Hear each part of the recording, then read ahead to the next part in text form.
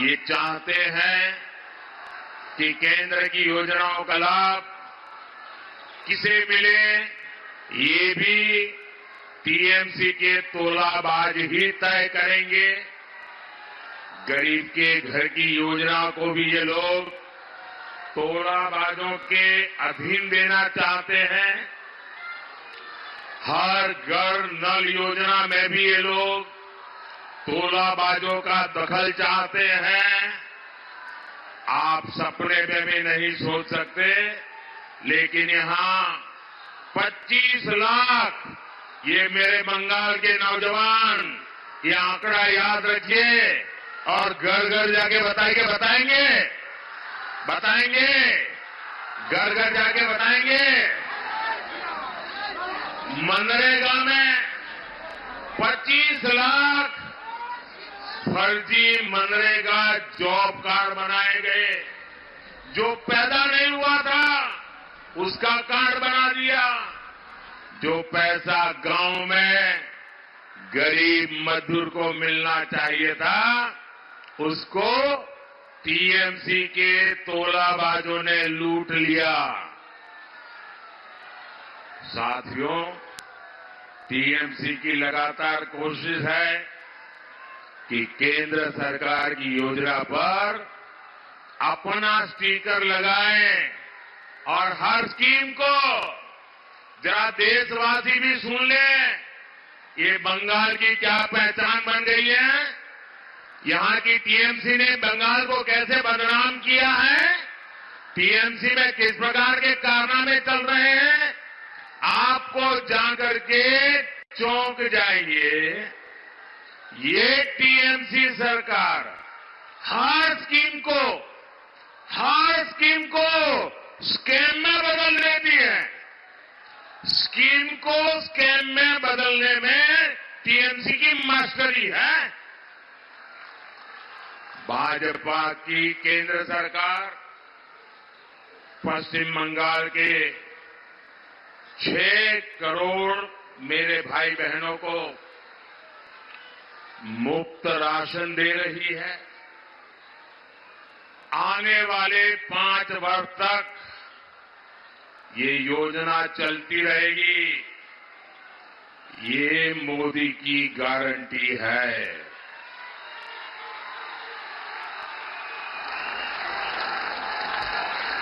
एटा मोदीर guarantee, एटा मोदीर guarantee.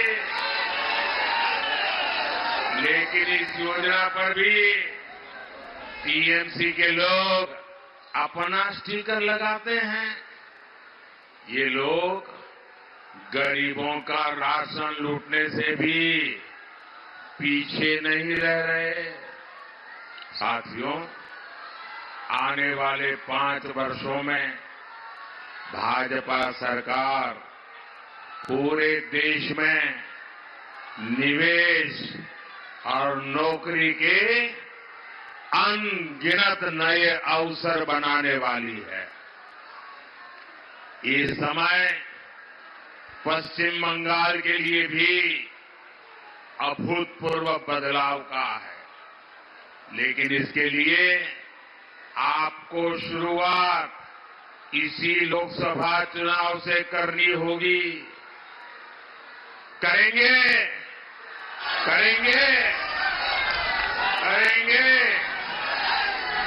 Banglar विकास होवे तबे देशार विकास होवे।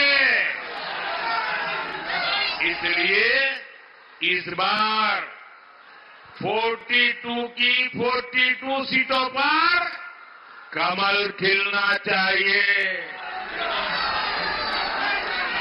और देश में अब की बार जरूर होगा। एक बार एनडीए सरकार 400 पार। भाइयों बहनों, अब टीएमसी का मतलब ही बदल गया है। टीएमसी का मतलब है तू, मैं, करप्शन ही करप्शन।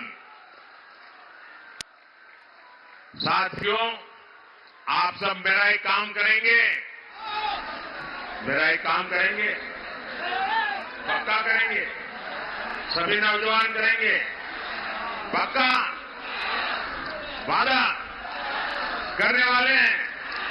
देखिए, गांव-गांव में जाना होगा।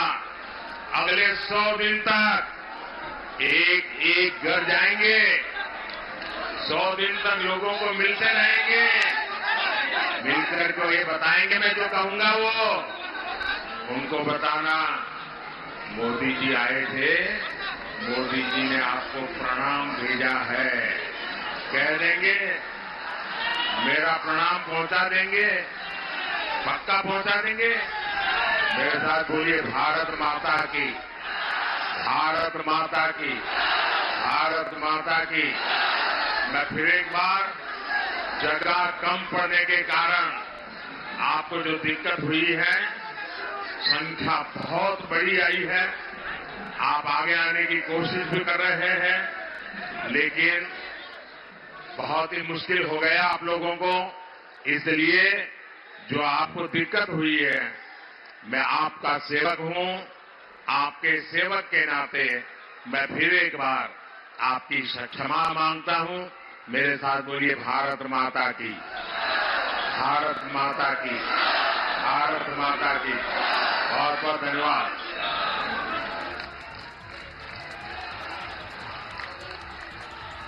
तो पश्चिम बंगाल के कृष्णानगर में इस वक्त प्रधानमंत्री संबोधित कर रहे थे रैली को, जिसमें उन्होंने टीएमसी पर हमला बोला। संदेश खाली पर प्रधानमंत्री नरेंद्र मोदी ने बोला कि महिलाएं इंसाफ की गुहार लगाती रही, संदेश खाली की बहनों की गुहार नहीं सुनी गई। संदेश खाली की महिलाएं दुर्गा बनकर अब खड़ी हुई हैं। सरकार नहीं चाहती थी कि गुनाहगार अरेस्ट हों और मजबूरी में राज्य सरकार को झुकना पड़ा है। ये तमाम बड़ी बातें प्रधानमंत्री नरेंद्र मोदी ने अपने संबोधन में कही। माटी और मानुष का नारा लगाकर यहां की माताओं बहनों का वोट लिया, उनको गुमराह किया। लेकिन आज मां, माटी और मानुष सभी टीएमसी के कुशासन में रो रहे हैं। संदेश खाली की बहनें इंसाफ की गुहार लगाती रही, लेकिन टीएमसी सरकार ने उनकी एक नहीं सुनी। बंगाल में स्थिति ये है कि यहां पुलिस नहीं बल्कि अपराधी तय करते हैं कि उन्हें कब सरेंडर करना है, कब गिरफ्तार होना है। राज्य सरकार तो चाहती नहीं थी कि संदेश खाली का गुनहगार कभी गिरफ्तार हो, लेकिन ये तो बंगाल की नारी शक्ति दुर्गा बनकर खड़ी हो गई। भाजपा का एक एक कार्यकर्ता उनके साथ खड़ा हो गया, तब मजबूरन इस राज्य सरकार को झुकना पड़ा। साथियों, महिला सुरक्षा और सशक्तिकरण, इसके लिए जो भी योजना भारत सरकार लाती है, उसको भी टीएमसी सरकार यहां ठीक से लागू नहीं होने देती।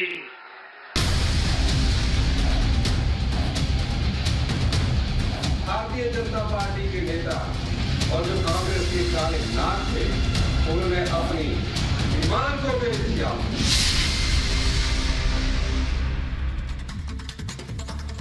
और चलिए अब बात करते हैं हिमाचल की। हिमाचल के बागी एमएलए राजेंद्र राणा का दावा है कि वीरभद्र समर्थकों को दबा रहे थे सुक्खू। तानाशाही के खिलाफ बगावत हुई है, ये राजेंद्र राणा कह रहे हैं। सुक्खू से नाराजगी है, ये कहा गया, वो नाराजगी अभी भी बरकरार है। 9 एमएलए मिलकर बना रहे आगे की रणनीति, ये बहुत बड़ी बात है। एक तरह से कहें कांग्रेस के लिए ये स्टेटमेंट तो एक तरह से चिंता का सबब है। ये कहा जा रहा है कि जो 9 विधायक है वो आगे की स्ट्रैटेजी बना रहे हैं। अगर ये समझा जा रहा था सुक्खू की ओर से कि सब कुछ ठीक हो गया है, आलाकमान ये समझ रहे थे कि नाराजगी दूर हो गई है, तो ऐसा नहीं है। राजेंद्र राणा का ये जो बयान है ये दिखा रहा है कि वो ज्वाइंट प्रेस कॉन्फ्रेंस जो 2 दिन पहले हुई थी, जिसमें सब कुछ ठीक बताने की कोशिश हुई थी, दरअसल वैसा नहीं है। सुमित, जैसा है वैसा